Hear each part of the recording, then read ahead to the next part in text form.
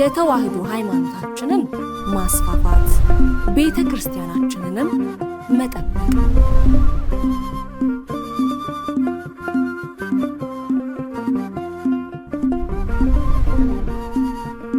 ሰላም ጤና ይስጥልኝ የተከበራችሁ የእማማ ሚዲያ አድማጭ ተመልካቾቻችን እንደምን ሰነበታችሁ።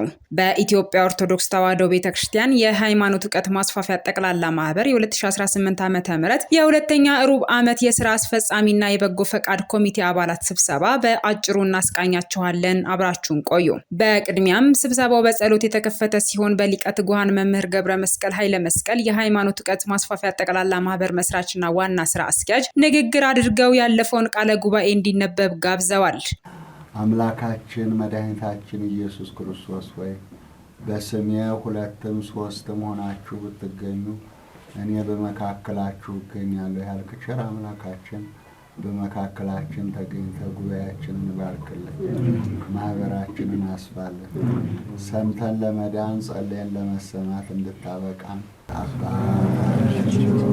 እንግዲህ ዛሬ ዋናው የተሰበሰብንበት ምክንያት በየሶስት ወሩ ስራ አስፈጻሚና የበጎ ፈቃድ ኮሚቴ በአንድነት ይሰበሰባል። አሁን ደግሞ የተሰበሰበንበት ከጥቅምት ህዳር ታህሳስ የሶስት ወር የስራ ሂደታችንን ለመገምገምና ሪፖርት ለማዳመጥ ውሳኔ ለመስጠት ነው የተሰበሰበው ማለት ነው። የሁለተኛ ሩብ ዓመት አጀንዳችን 3 ነው። አንደኛው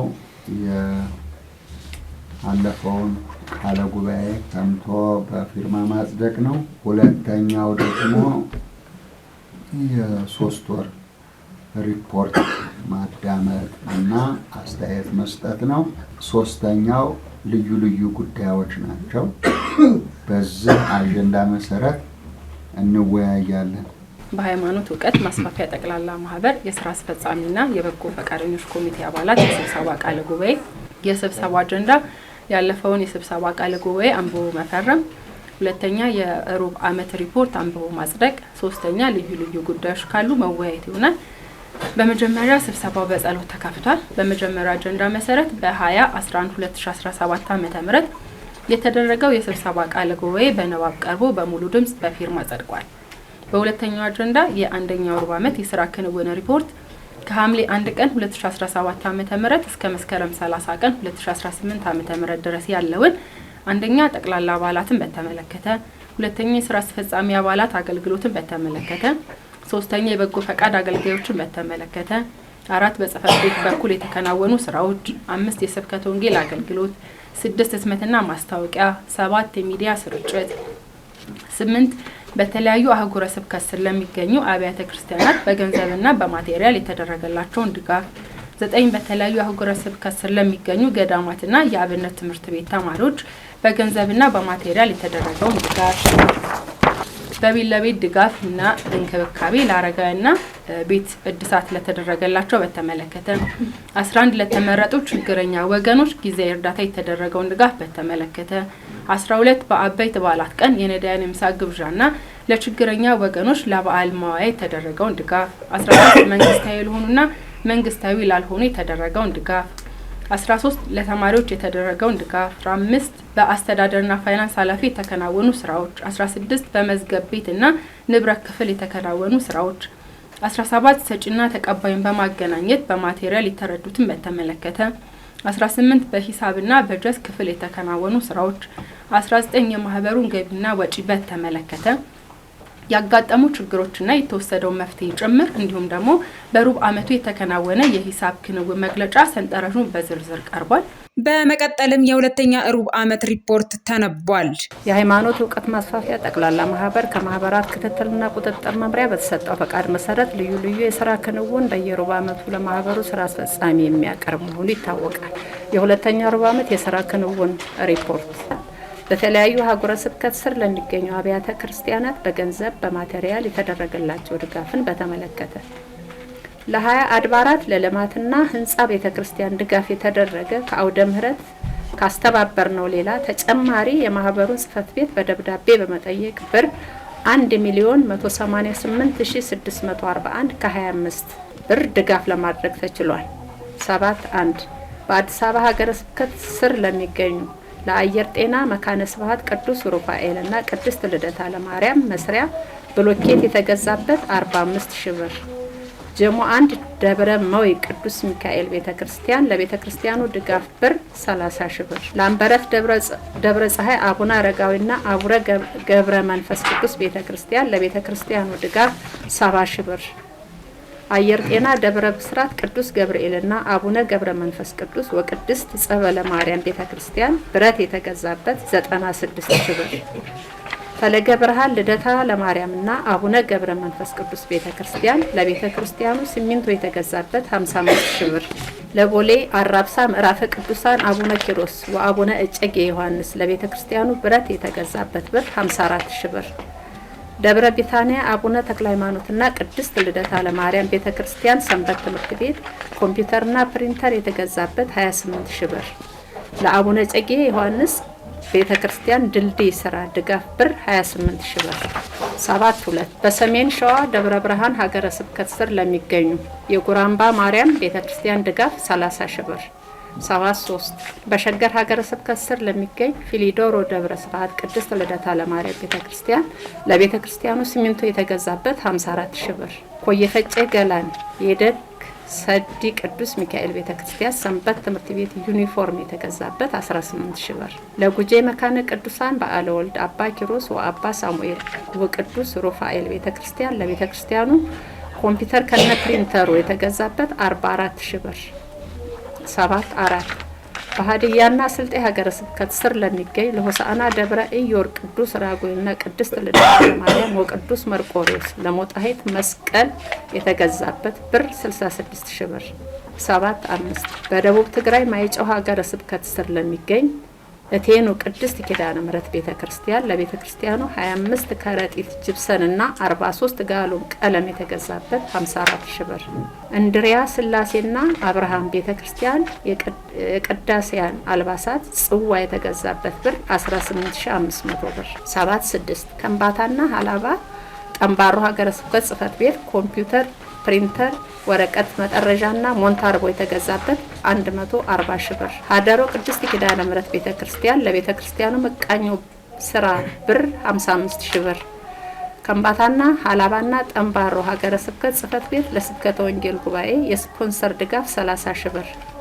7.7 በሰሜን ወሎ ሀገረ ስብከት ስር ለሚገኙ ሰው ሆና በር ቅድስት ኪዳነ ምሕረት ቤተክርስቲያን ለቤተክርስቲያኑ ሙሉ ሶላር ድምጽ ማጉያ የተገዛበት ብር 193,000።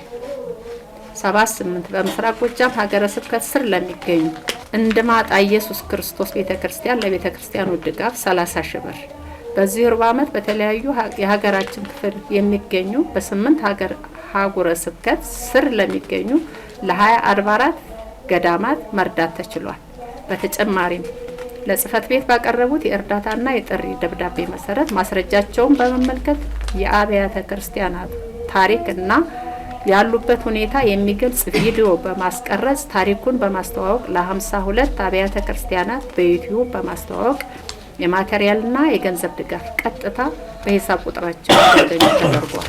8 በተለያዩ ሀገረ ስብከት ስር ለሚገኙ ገዳማት በገንዘብና በማቴሪያል የተደረገላቸው ድጋፍ በተመለከተ በአትርሱኝ መርሃ ግብር 8.1 በአዲስ አበባ ሀገረ ስብከት ስር ለሚገኙ የቀጨኔ ምዕራፈ ቅዱሳን ሰገነት ቅድስት ኪዳነ ምሕረትና አቡነ ዜና ማርቆስ አንድነት ገዳም ለካርታ የተከፈለ ድጋፍ 217,000 ብር። ለሰገነት ቅድስት ኪዳነ ምሕረትና ለአቡነ ዜና ማርቆስ ገዳም ለገዳሙ ድጋፍ ብር 150,000 ብር። 8.2 በሰሜን ሸዋ ደብረ ብርሃን ሀገረ ስብከት ስር ለሚገኙ ለደብረ ብስራት አቡነ ዜና ማርቆስ አንድነት ገዳም ለጾመ ነቢያት አትርሱኝ 15,000 ብር። 8.3 በምስራቅ ሸዋ ሀገረ ስብከት ስር ለሚገኙ ለዝዋይ ካህናት ማሰልጠኛ ለነቢያት ጾም አትርሱኝ 30,000 ብር። 8.4 በምስራቅ ጎጃም ሀገረ ስብከት ስር ለሚገኙ ለእንድራም ጽዮን ገዳም መንበር የተገዛበት 30,000 ብር።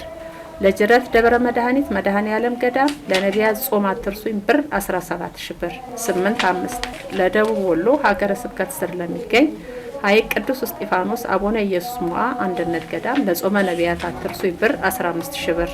86 በሰሜን ወሎ ሀገረ ስብከት ስር ለሚገኙ ደብረ ዘመዳ ቅድስት ማርያምና አቡነ በርቶሎሜዎስ አንድነት ገዳም መጾር መስቀል ጽዋና መጎናጸፊያ የተገዛበት ብር 94000 ብር።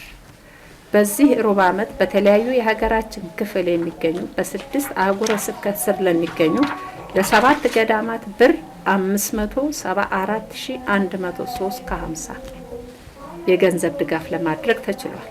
9 ለአብነት ትምህርት ቤት ተማሪዎች ድጋፍ በተመለከተ ሰሜን ሸዋ ደብረ ብርሃን ሀገረ ስብከት ጽሕፈት ቤት አብነት ትምህርት ቤት 14 ኩንታል ሽንብራ የተገዛበት 160000 ብር።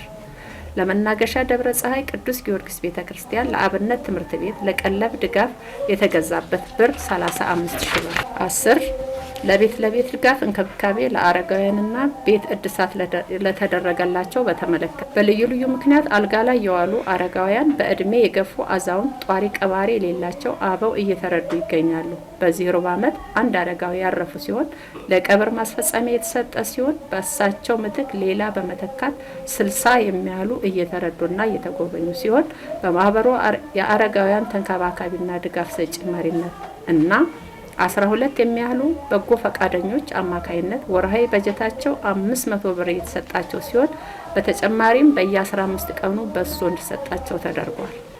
ከተለያዩ ተቋማት ወደ ማህበሩ ድጋፍ በመጻፍ ልዩ ልዩ የተቸገሩ ወገኖች ወደ ማህበሩ በማመልከቻ የተደገፈ ጥያቄ ያቀረቡ ወገኖች ጽሕፈት ቤቱ አቅም የፈቀደውን ያክል ድጋፍ ለማድረግ የተቻለ ሲሆን ይህም በዝርዝር ሲታይ ለአንድ ስርዓተ ተክሊል ጋብቻ ማስፈጸሚያ ድጋፍ ብር 56000 ብር፣ ለአንድ ቪዲዮ ኤዲቲንግ ስልጠና 9500፣ ለ21 ችግረኛ ወገኖች ለእያንዳንዳቸው 25 ኪሎ ጤፍና 1 ሊትር ዘይት የቀለብ ድጋፍ ብር 105105 ለማድረግ ተችሏል። በጉለሌ ክፍለ ከተማ ለ25 አቅመ ደካማ ወገኖች የጤና መድህን ድጋፍ 53000 ብር ለማድረግ ተችሏል። ለ6 ሰዎች የሕክምና ትራንስፖርት ድጋፍ ብር 97657 ከ50 ለማድረግ ተችሏል።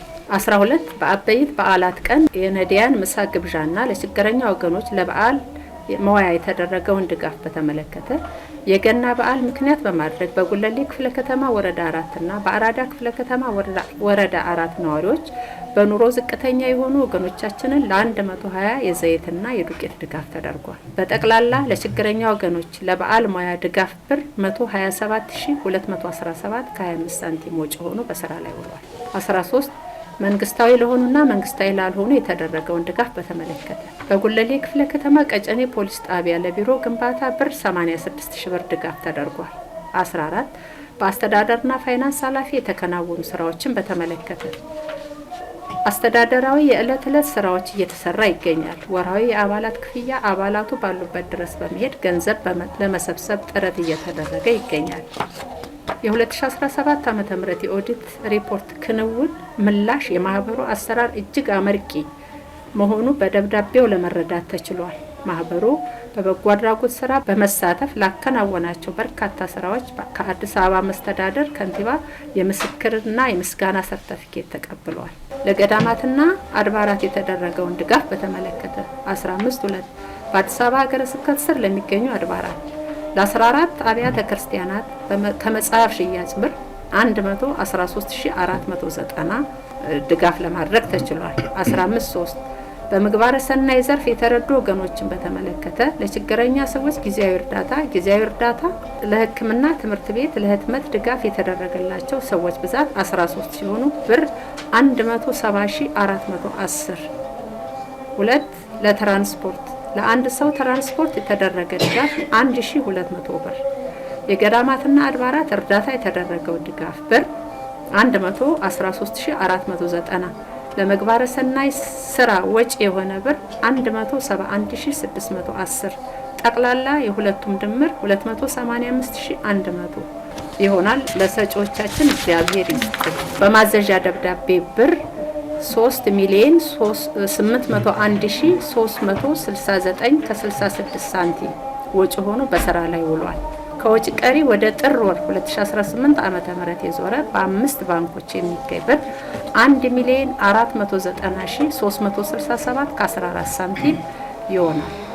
ጠቅላላ የወጪ ድምር የሩብ ዓመት እቅድ 4,704,000 የሩብ ዓመት ክንውን 3,801,369 ከ66 በፐርሰንት 80%። ጠቅላላ የሩብ ዓመቱ የገቢ ድምር 5,291,736 ከ82 ብር በህጋዊ ደረሰኝ ገቢ ሆኗል። የሩብ ዓመቱ የገቢ ክንውን በፐርሰንት 113%።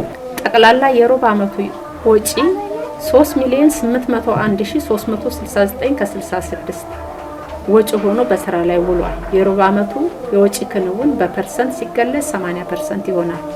ከወጪ ቀሪ ወደ ጥር ወር 2018 ዓመተ ምህረት የዞረ በ5 ባንኮች የሚገኝ 1,490,367 ከ14 ይሆናል። በማህበሩ ወጪና በማቴሪያል የተደረገው ወጪ ሆኖ በስራ ላይ የዋለው ብር 4,086,469 ከ66። በመጨረሻም ከስራ አስፈጻሚዎችና ከበጎ ፈቃድ አባላት የተለያዩ ሀሳብና አስተያየቶች የተሰጠ ሲሆን መልስ ለሚያስፈልጋቸው ጥያቄዎችም በሊቀ ትጉሃን መምህር ገብረ መስቀል ኃይለ መስቀል መልስ ተሰጥቶባቸው ጉባኤው በጸሎት ተጠናቋል።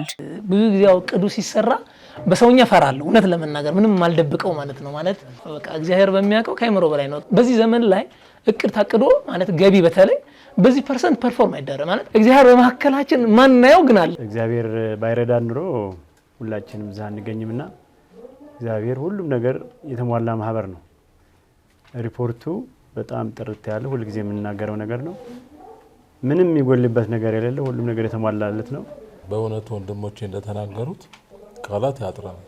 ትልቅ ድንቅ ስራ ነው የተሰራውና አባል ሆነን በመገኘታችን ራሱ እኔ መገኘቴ እጅግ በጣም ደስ ነው የሚለኝ። እግዚአብሔርን ከማመስገን ውጭ ሌላ ምንም የምንለው ነገር የለም። ረጂዎቻችንንም ደግሞ እግዚአብሔር ይጠብቅልን፣ ማህበራችንን ያስፋልን፣ በበለጠ ደግሞ ከዚህ በላይ ደግሞ ለማየት ያብቃን እላለሁ። አመሰግናለሁ። በመጀመሪያ ያው እንግዲህ በስራ ሁሉ እየቀደመ የሚያስተካክልልን እግዚአብሔርን ነው ማመሰግነው። ከዛ በመቀጠል ደግሞ ለዚህ ሁሉ ተግባር እይታ፣ ለዚህ ሁሉ ክንውን፣ ለዚህ ሁሉ ደግሞ ልፋት መሰረት ለሆኑት ለአባታችን እግዚአብሔር ረጅም እድሜና ጤናን ይስጦት። እቅድና ክንውን የሚባል ነገር ሳይ ሁሌ ያስደነግጠኛል። እዚህ ቤት ሁሌ የምንጨቃጨቅበት እንዴት እያለን የምንከራከርበት ነገር ነው። አንዳንድ ጊዜ አላግባብ መከራከር ከእግዚአብሔር ጋር መገዳደር መስሎ ይታየኛል። ምክንያቱም እኛ የምናየው በሰውኛ ነው ካለው ከጊዜው ጋር ነው እኛ የምንናበበው። እዚህ ቤት ደግሞ ሲናበብ የሚናበበው ከእግዚአብሔር ስራ ጋር ነው። ስለዚህ እኔ እውነት ለመናገር እስከዛሬ ድረስ ለተከራከርኩበት ይቅርብልኝ። ትልቁ ነገር ምንድነው? አባታችን ከፍተኛ ይመሩ ምዕመናን አስከትለው ትልቅ ስራ የተሰራ መሆኑን የሚያሳይ ሪፖርት ነው። ትልቅ ነገር ነው። ለዚህ በረከት የታደሉ እግዚአብሔር የፈቀደላችሁ ሰዎች፣ እኛም እግዚአብሔር ፈቅዶ አባል በመሆናችን ደስተኛ ነኝ። ለሚዲያ አንድ ሁለቴ ቀጥታ ስርጭት ሲተላለፍ ሚዲያው እንትን ያስጋባል። እርስዎ ሲናገሩ ድምጽ ማግያው አንድ ደግሞ ትራክ ነገር ይሰጥ ነበር። ይሄኛው ቢስተካከል እላለሁ። በቃ ልዩ ነው። ምን እንላለን? የእግዚአብሔር ኃይል አለ። ድንቅ ነው። ፍጻሜያችንን ያሳምርና የምለው ይችል ነው። መጽሐፍ ቅዱስ ደግሞ ድሃ ነው፣ ሀብታም ነው፣ ትንሽ ነው፣ ትልቅ ነው፣ እንደዚህ መርጠህ ስራ የሚል የለም። ለጠየቀ ሁሉ ስጥ ነው የሚለው። አዘገጃጀቱ ከሪፖርት ጀምሮ በጣም የማይታሰብ ነው እና የትኛው መልአክ ነው በሰው ተመስሎ የሚሰራ ሰው ለሲምቦል ነው ወይ ያሰኛል። እና እንግዲህ ከዛ ከጨለማ ዘመን አሁን ደግሞ ወደዚህ ወደ ብርሃን ወደ ፍሬ ዘመን ያደረሰን እግዚአብሔር ክብር ምስጋና ይድረሰው። በእውነት ያው የሚያስደስት ስራ ነው ያየሁት እኔ ረጅም ጊዜ ነው እንግዲህ እዚሁ ሳይ በምመጣበት ጊዜ መምጣት ከጀመርኩበት ሰዓት ጀምሮ የሚሰራው ጥሩ ስራ ነው። የሚሰራው መንፈስ ቅዱስ ነው። ግን ትንሽ ሚዲያ ላይ ነው አስተያየት መስጠት ፈልጎ የመቆራረጥ ነገር አለ። አንዳንድ ጊዜ ደግሞ የመደጋገም እንትን አለው። አንድ ቃል ይናገራል ደግሞ ደጋግሞ እንትን ማለት እንትን አለ። ይሄን ነገር አይቻልም። የተሰጠንን ጸጋ እግዚአብሔር እንዳይወስድብን ሁላችንም በምንጓዝበት ጉዞ በሙሉ ተጠንቅቀን እንጓዝ። ቀላል ቤት አይደለም ይሄ ቤት። ያው ሪፖርቱን አቅርቢ ባሉ መሰረት የጉባኤ አባላትም በሙሉ ፈቃደኝነት ሳይሰለቹ ጠንክረው በመስራት ላይ ይገኛሉ። ስለዚህ እስካሁን ማለት ይህ ስራ እንድንሰራ ከተሰጠን ከሐምሌ 1 2016 ዓመተ ምህረት ጀምሮ እስካሁን እስካለንበት ድረስ አንድም ቀን ሳያቋርጡ ደከመን ሰለቸን ወይም ገንዘብ አጣን ብለው ሳያጉረመርሙ በደስታና በፍላጎት አብረውን የበለጠውን ስራ እየሰሩ የሚያገለግሉትን የጉባኤ አባላትን አባታችን እንዲመርቁልኝ ይፈልጋለሁ። ከጥቅምት ወር ጀምሮ ጥቅምት ወር 17050 ብር ሰብስበናል። ህዳር ደግሞ 22500 ብር ሰብስበናል። ታህሳስ ደግሞ 16300 55850 ብር። በፊት 300 ብር ነበር የምንሰጣቸው። እናንተ በመመዝገባችሁ እናንተ አስተዋጽኦ በማድረጋችሁ ወደ 500 ብር አድገናል። አሁን ደግሞ ወደ 1000 ብር እናድግ ስለሆነ ክፍያቸውም አሻሽሉ አንዳንድ ነገር ማድረጉ እያልን ለመቀስቀስ እንዲያመቸን እንደተባለው ወደ 1000 ብር ቢያድግላቸው የኛ ኮሚቴ ደስተኛ ነው። ለምን ካለው አኳያ 500 ብር በአሁኑ ሰዓት ሁሉም ነገር ጣራ ስለደረሰ ያው ከዜሮ አንድ ይሻላል በማለት ነው የምናደርገው። ስለዚህ ይህን ካደረግን ለወደፊቱ ማይሰፋበት ምክንያት የለውም። እዚህ ላይ ይበቃኛል። አመሰግናለሁ። እግዚአብሔር ይመስገን ይህን ያደረገልን። ባጀቱ አሸላለው ባጀቱ በጣም እየከበደን ይመጣል። እኔ አሁንም ቢሆን አይከብደንም። ለምን ከዚህ የበለጠ ብዙ ተሰርቷል። ሰው እስካለ ድረስ ብዙ ይሰራል። እቅድ ነው፣ ሰው ነው ያወጣው። እሳቸው ደግሞ ከዚህ የበለጠ እየሰሩ ነው። እድሜ ይስጠለን። ሪፖርት ምናልባት ሁሉ ከ100% በላይ ናቸው። ምናልባት አንዳንዶቹ ላይ ይሄ 55% 37% ያሉባቸው ቦታዎች አሉ። እነዛ ቦታዎች ምናልባት አንዳንዶች ተሰጥቷቸዋል መግለጫ፣ ያልተሰጣቸው ቦታዎች አሉ። እነዛ ምናልባት 37% የገቡበት መግለጫ ቢሰጥበት ይበልጥ ሪፖርቱ ሙሉ እንዲያደርገው። ግን አብዛኛው ከእቅዱና ከእንትኑ በላይ ነው የተሰራው ስራ ማለት ያው የእግዚአብሔር ቸርነት ነው። አንደኛው በኢትዮጵያ ኦርቶዶክስ ተዋሕዶ ቤተክርስቲያን የእማማ ጠቅላላ ሚዲያ የሚል ነው። ይሄ ያው እንደምታውቁት ሶሻል ሚዲያው ላይ 5000 ደንበኛ ነው የሚያስተናግደው። ፌስቡክ 5000 ደንበኞቹን ስለሞላ በፔጅ እያስተናግድን ይላል ነው። ስለዚህ እዚህ ላይ ወደ 14000 የሚሆኑ የፔጅ ፎሎወሮች አሉት ማለት ነው። ሁለተኛው የእማማ ማዕደ ወንጌል የምንለው ነው። እዚህ ላይም ተመሳሳይ ልክ እንደመጀመሪያው 5000 ያለው የደንበኛ ብዛት ስለሞላ በፔጅ ነው የምናስተናግደው። እዚህ ላይ ይህም 12000 የሚሆን ደንበኞች የሚከታተሉት ይሆናል ማለት ነው። ሌላኛው በተመሳሳይ በቴሌግራም አካውንቶች አሉን። ቀደም ሲል በርከት ያሉ ጥያቄዎች ይነሱ ነበር ከቴሌግራም ጋር በተገናኘ ሰፋ ያሉ ስለነበሩ አሁን ዩቲዩቡንም ፌስቡኩንም ቴሌግራሙንም አንድ አይነት በማድረግ ቴሌግራም ላይ አሁንም ተመሳሳይ 2 አካውንት ብቻ ነው የሚኖረን። አንደኛው በኢትዮጵያ ኦርቶዶክስ ተዋሕዶ ቤተክርስቲያን የእማማ ጠቅላላ ሚዲያ የሚል አንድ የቴሌግራም ቻናል አለ። ተመሳሳይም ደግሞ የዛ ቻናሉ ማህበረሰቡ አስተያየቱንም ጥያቄውን የሚያቀርብበት ግሩፕ ይኖረዋል ማለት ነው። እዚህ ላይ ወደ 2043 የሚሆኑ ደንበኞች ይስተናገዱበታል ማለት ነው። ሁለተኛው የእማማ ማዕደ ወንጌል የምንለው የቴሌግራም ቻናላችን ነው። እዛ ላይም ቻናሉም የራሱን የቻለ ግሩፕ ይኖረዋል። ማህበረሰቡ ወይ ጥያቄም ካለው ማንሳት የሚፈልገው መልእክት ማስቀመጥ ከፈለገ የሚጠቀምበት ግሩፕ ይኖረዋል ማለት ነው። እዚህ ላይም ወደ 970 የሚሆኑ ደንበኞች ይስተናገዱበታል ማለት ነው። የቲክቶክ አካውንት አለው ማህበሩ። የመጀመሪያው በኢትዮጵያ ኦርቶዶክስ ተዋሕዶ ቤተክርስቲያን የእማማ ጠቅላላ ሚዲያ የሚል እዚህ ላይ ወደ 65200 የሚሆኑ ተከታዮች የሚከታተሉት ነው። ከባለፈው ዓመት ጋር ሲነጻጸር በ24.9% ጭማሪ ያሳያል። ባለፈው ዓመት የነበረን አካውንት ቁጥር አለ ወደ 40 ሺህ ምናምን ነበር። አሁን አላው 65200 ደርሷል። በ25% በሚባል ደረጃ ማደግ የቻለ ጥሩ እንትን አለው ማለት ነው። ይህን ስንመለከተው ያው ልክ እንደ ዩቲዩብ አናሊሲሱን ለማየት ተሞክሯል። የሚከታተሉን የት ሀገር ናቸው የሚለውን ስንመለከት 96% ኢትዮጵያ ውስጥ ሆኖ የሚከታተለን። ተመሳሳይ ከሌሎቹ ጋር የሚመሳሰለው የቲክቶክ አካውንት አንድ አይነት ስም ያለው የእማማ ማዕደ ወንጌል የምንለው ላይ ይሄኛው በቅርብ ጊዜ የተመሰረተ ነው፣ ግን ጥሩ ተከታይ ደረጃ ደርሷል። ወደ 42100 ደንበኞች የሚሆኑ ያሳያሉ። ከባለፈው ዓመት ሲነጻጸር በ67% ጨምሯል። በጣም በትልቁ ነው ያደገው። እዚህ ላይ ጥሩ ተመልካች አለው። በፐርሰንት ስናየው አብዛኛው ወደ 97% ኢትዮጵያ ውስጥ ያሉ ሰዎች ናቸው የሚከታተሉን። የዩቲዩብ አካውንታችን ቅድም በፌስቡክም በቴሌግራምም በቲክቶክም እንደጠቀስኩት 2 ትልልቅ አካውንቶች አሉ። ስማቸው አይቀየርም። አሁንም የመጀመሪያው በኢትዮጵያ ኦርቶዶክስ ተዋሕዶ ቤተክርስቲያን የእማማ ጠቅላላ ሚዲያ የሚለው የተመሰረተው ኦልሞስት በየካቲት 8 2011 ዓ.ም እስካሁን ድረስ ወደ 1786 የሚሆኑ ቪዲዮዎች ተለቀውበታል። አሁን ባለው ሰዓት ያለን ደንበኛ 111200 የሚሆኑ ደንበኞች አሉ። ከተመሰረተ ጊዜ ጀምሮ እስካሁን ወደ 9.3 ሚሊዮን የሚሆን ቪው ነበረው አጠቃላይ ስንመለከተው ማለት ነው። እዚህ ላይ ማህበረሰቡ የሚያጋራው ወደ 215317 የሚሆን ማህበረሰቡ የተለያዩ ቪዲዮዎቻችንን አጋርተውታል ማለት ነው። ይሄ የዩቲዩብ ቻናል ወደ 88 ሀገሮች ላይ መድረስ ተችሏል። በዚህ ዓመት ላይ 2025 ላይ 8715 የሚሆን ገብተዋል። ሁለተኛው የእማማ ማዕደ ወንጌል የምንለው ቻናላችን ነው። እስካሁን ወደ 1089 የሚሆኑ ቪዲዮዎች ተሰራጭተውበታል። የሚከታተለን ሰው ወደ 22397 ናቸው። እስካሁን ቻናሉ ለምን ያክል ሰው ተደራሽ ሆኗል የምንለውን ስናየው ወደ 1.3 አካባቢ የሚሆን 1.3 ሚሊዮን የሚሆን ሰው ተመልክቶታል። በዚህ ላይ ወደ 24000 የሚሆን ሼር አለው። የሚከታተሉን ሀገሮች ስናያቸው ወደ 62 ሀገር ላይ ተደራሽ መሆን ተችሏል ማለት ነው። ሌላውን ነገር ብዙ ስለተናገሩ መድገምም አልፈልግም። የአሸናፊ ሀሳብ ሁሉንም ስለገዛው በሰላም የዋለን በሰላም ያሳድረን። አቡነ ዘበሰማያት